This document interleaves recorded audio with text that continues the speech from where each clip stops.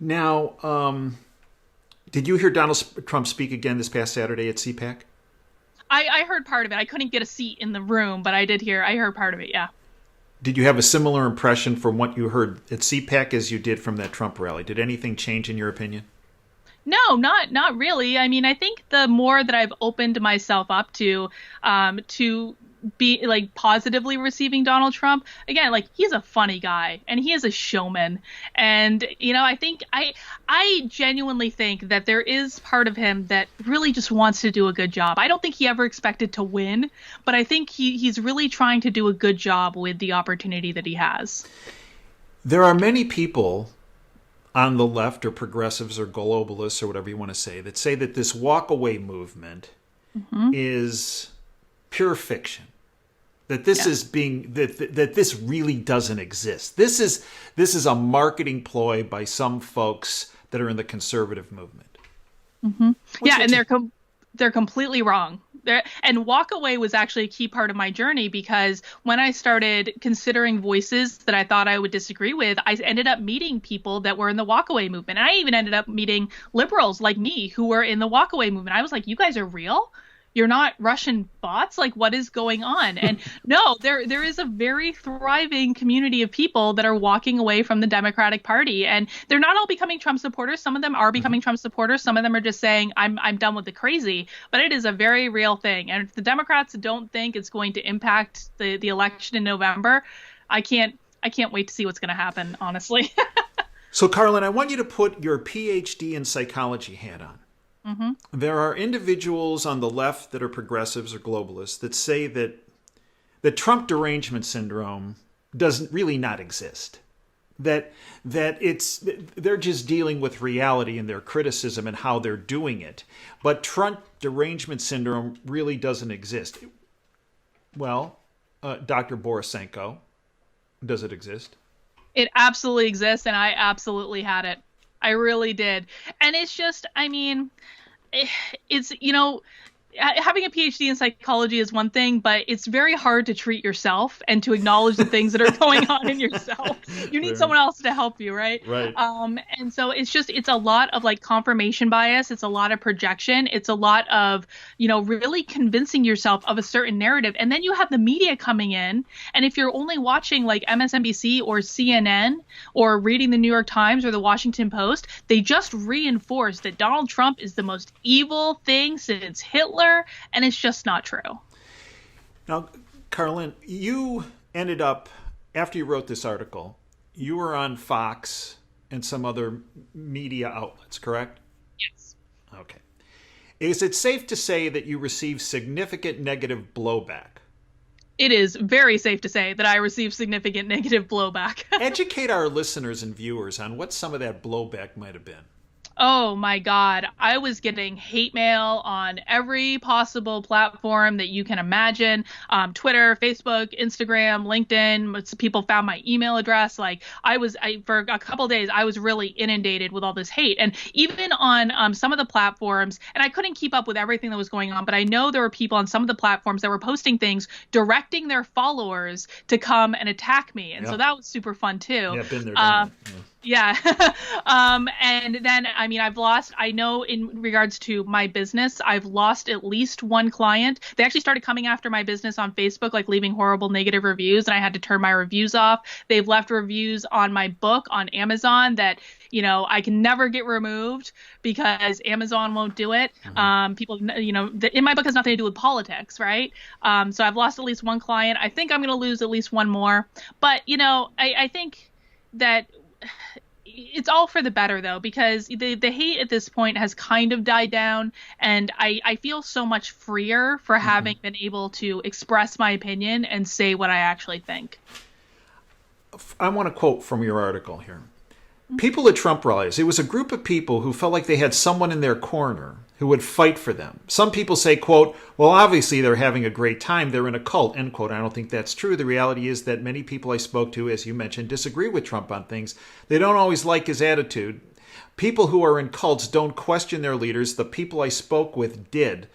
But the pros in their eyes far outweigh the cons. Hmm. Yeah. And here's something else you wrote. Tomorrow I'll be changing my voter registration from Democrat to Independent and walking away from the party I've spent 20 years to sit in the middle for a while. You, Yes. in fact, those aren't just, you not only wrote that, you actually walked the walk. You didn't just talk the talk. You actually have done that. Yeah, I actually deregistered from the Democratic Party, and it took me a couple more days just because the article going viral was a little insane. But yeah, I am now an independent, and again, that was also such a freeing thing. I was like, I am done. The shackles are off. So what has been the sewing circle's response? Have you been ostracized from the community at this point? Oh, well, no, because it's actually so what happened on the SJW side is that they started to really ratchet up the crazy. The more viral my article went, the more insane they got.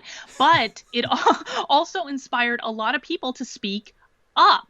And I got so many messages from people saying, thank you for talking about this. Thank you for sharing your story. And since the article came out, there have been so many more people who have posted videos pushing back on what's going on in the knitting community, saying this is unacceptable. And even, I mentioned that green socks are now a tool of the alt-right in the knitting world. So what's actually happened is now people are making fun of that. And there's actually a green sock knit along where people all over the world right now are knitting their own pairs of green socks just in response to the insanity that has become the knitting world. Karlyn, assume that President Trump is going to see our interview. What do you want to tell him? I want to tell him that, I was wrong. I can admit it. I can admit when I'm wrong.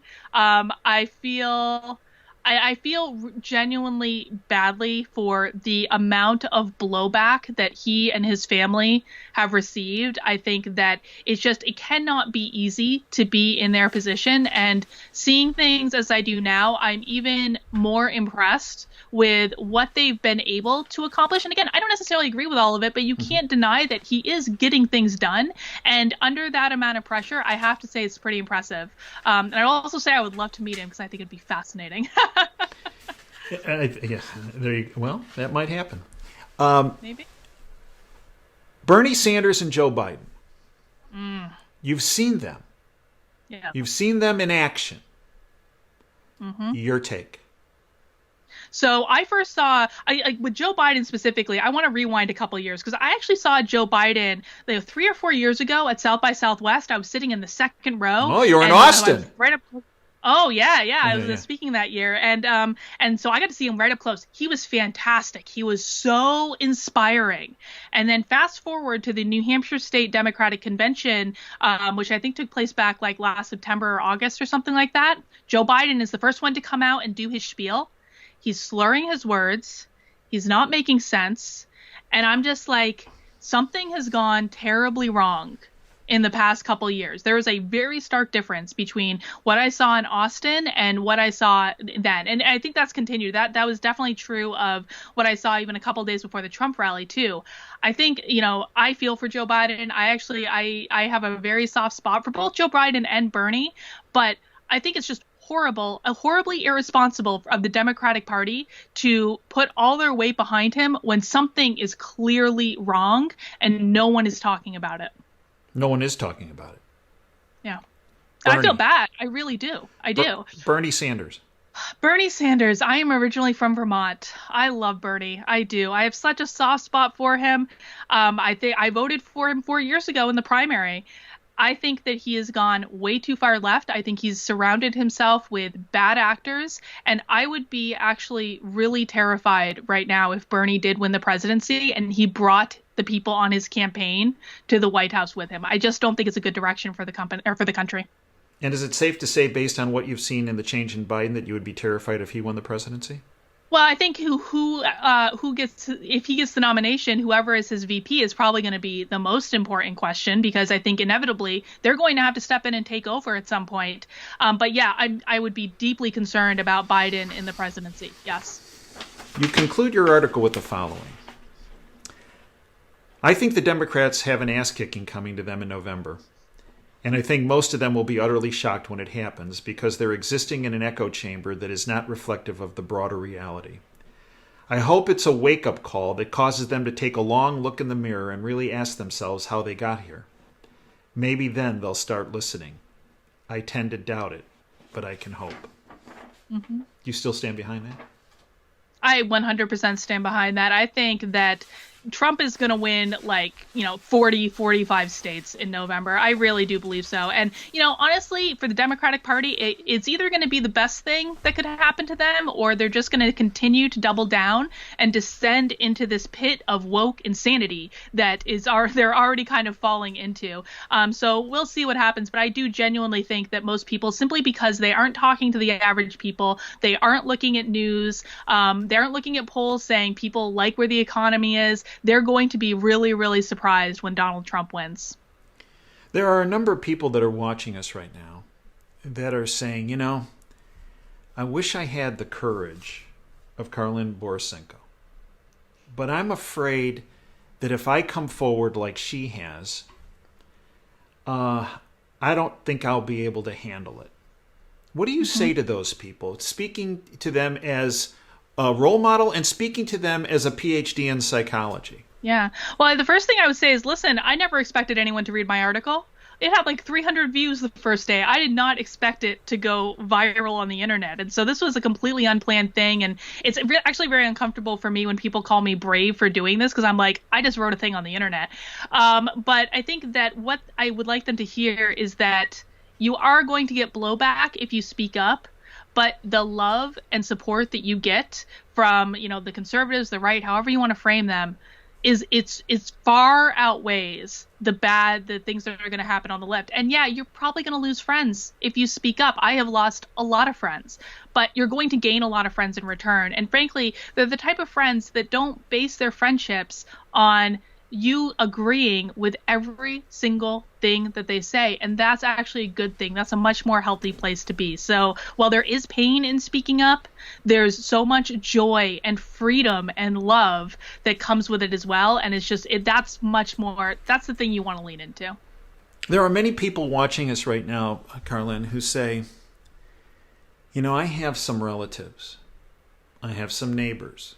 I have some coworkers that are caught in the matrix that Karlyn has described. Mm-hmm. What would be the most effective way? Because many of these people say, I don't know how to approach, even though they're in my family, even though they're my close friends, even though they're my close coworkers, I don't know how to approach them to try to get them to try to at least peer into the other side and what's being said. What do you suggest for them? What I would say, and this is something my coach always says to me, he says, Karlyn, it's not your job to break someone out of a prison that they've created for themselves. and I think that that's actually very true in this case. It's not your job to change them. It is your job to be there for them, to love them, to provide them with support, to not call them names. This is something that Republicans do that really is such a turnoff, like the libtard names or Democrats. Stop doing it. It's annoying. It doesn't make people want to talk to you. And just, if they start to change, if they start to open up, don't use it as an I told you so moment. Mm-hmm. Don't throw it in their face. Mm-hmm. Give them the space that allows them to change, and then just have normal everyday conversations with them where maybe you're giving a little bit and they're giving a little bit. Look for ways to compromise and show them how much more you have in common than you have different. What percentage do you believe of your former group, if you want to call it, mm-hmm. That you associated with, what percent do you believe would be open to that type of approach, or to open their eyes a little bit to have that give and take? As long as, hey, I'm glad you finally came around. I don't know where you've been. But as far as just have that little first interaction, what percent? Is it 5%? Is it 90%? What is it? I think it's probably, I don't know that it's 5%, but I don't know that it's much higher than that. But I will say this too. These are people that they're not going to speak out, post publicly, or, but right. they might send you an email. They might send you a direct message. They might, send you a text message saying, you know what, look, I really like that thing you were. I am continually surprised at people that have shown up that were like, covertly, I really like your article, but I don't want to admit it. Well, and as I mentioned in your introduction, you focus on creating a positive work environment with employee engagement and resilience, and which helps productivity and helps the company and the like. But one of the main stumbling blocks or roadblocks has been politics. Yes. Is there any role in the workplace for a discussion of politics? Or should that be a subject that's completely taboo in order to try to maintain harmony? I think that politics is probably not the thing you want to talk about at work, simply because everything is so divisive now. And part of the things that actually causes problems is when people who are not Trump supporters come in and, they talk about how much they hate Trump and how stupid Trump is. And, listen, you're working with probably 50% of the people you're working with are probably Trump supporters, maybe even more now, who knows? And that's really what causes more friction, because Trump supporters know they can't speak up. I had a conversation with an old friend of mine that I went to high school with right after my article came out. He's a teacher in Florida, and he said, Karlyn, I can't even wear a Trump T-shirt out in public because I know if one of my kids' parents sees it, I could get fired. They know to keep quiet, and it doesn't do any good to just overtly be bringing up political stuff at work when it's just going to damage the working relationships you have. There's no win there. And as far as now, we're outside the workplace. Right outside that window is the People's Republic of Ann Arbor, that I call it. Okay. Yeah. And needless to say, they are, for the most part, not Trump supporters. Many folks who are Trump supporters say, I am afraid to wear a T-shirt out there because of the blowback. My philosophy is, you're in at least a semi-free country. You should be able to wear what you want to wear as long as it doesn't harm somebody. Yes. Okay. And if wearing a Trump T-shirt or a red MAGA hat harms somebody, then that's not your fault. Right. That's their fault. Now, I have been characterized as an insensitive by stating that on air on a radio station in Ann Arbor, and continuing to state that. I've been characterized as being very insensitive to the community in which I live. Yeah. Am I being insensitive to the community in which I live? No, you're expecting people to take personal responsibility for their experience, and that's what I've taught people for years as well. Even when I had Trump derangement syndrome, I taught this to people: is that you are responsible for your emotions. No one else is responsible for them. So if you're having a bad experience, if something triggers you, you have to look inside yourself and say, what is it inside of me that I need to work on, instead of expecting someone else to do that work for you. That's just completely unreasonable. You wouldn't do that work for someone else, so don't expect it in return. And for people that are questioning if they should wear their Trump hat, I would say, expression is a gift that we've all been given from God. I truly believe that. It's one of many gifts we've been given from God, to express what we think, express our points of view. And if you're denying yourself that gift, what does that mean about your relationship with God, how you see the world? Embrace it. Like, what is the worst thing that can happen if someone doesn't like a hat? Maybe someone says something nasty, or, God, I hope they don't engage in an act of violence, but sometimes they might. But you can manage what comes at you, and you will be a stronger person for it, and you won't be living in fear of what might happen. Karen, I'd like to thank you. Thank you. Karlyn, you are, and I mentioned this in your intro, you are a role model for our First Amendment rights. And unfortunately, many people, and it's interesting you did your PhD thesis on bullying, many people have been bullied into suppressing their free speech. Yes. They're suppressing what are not violent acts, but just, as you say, walking out in the community with a Trump T-shirt on, or a Biden T-shirt, or a Bernie T-shirt, or whatever. Wear whatever you want. in closing, are there certain websites? Are there certain books? Are there certain periodicals that some of our listeners should go to that you find important, that you find inspiring? Yeah, so there's a couple. So one of the YouTube channels that has really inspired me in all of this is called Unsafe Space, and they actually, one of the co-hosts of it is a woman that was an SJW for 20 years, and what she does is she totally dissects the ideology and she explains it in a way that makes it very approachable so that you understand what's going on around you. And so far as books, I would say Coddling of the American Mind is a wonderful book. It's a terrifying book, but it's also a wonderful book so to provide people more context. And also The Madness of Crowds is also, a similar thing. And if people want to get a little old school, I recently reread Fahrenheit 451, which I hated when I read it in high school, but oh my gosh, the relevance to what's going on today is profound.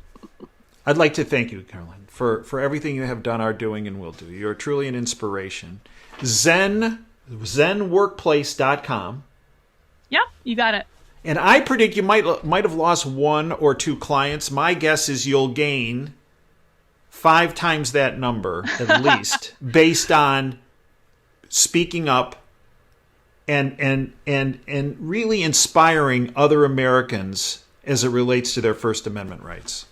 Well, from your lips to God's ears, I think it's going to be fine. And, like I said, regardless, I feel much more free, and that's really most important to me. And that is the most important. I'd like to thank you, Karlyn, for everything you have done, are doing, and will do. And I'd like to thank you, folks, for joining us. Until next time, Dave Janda signing off.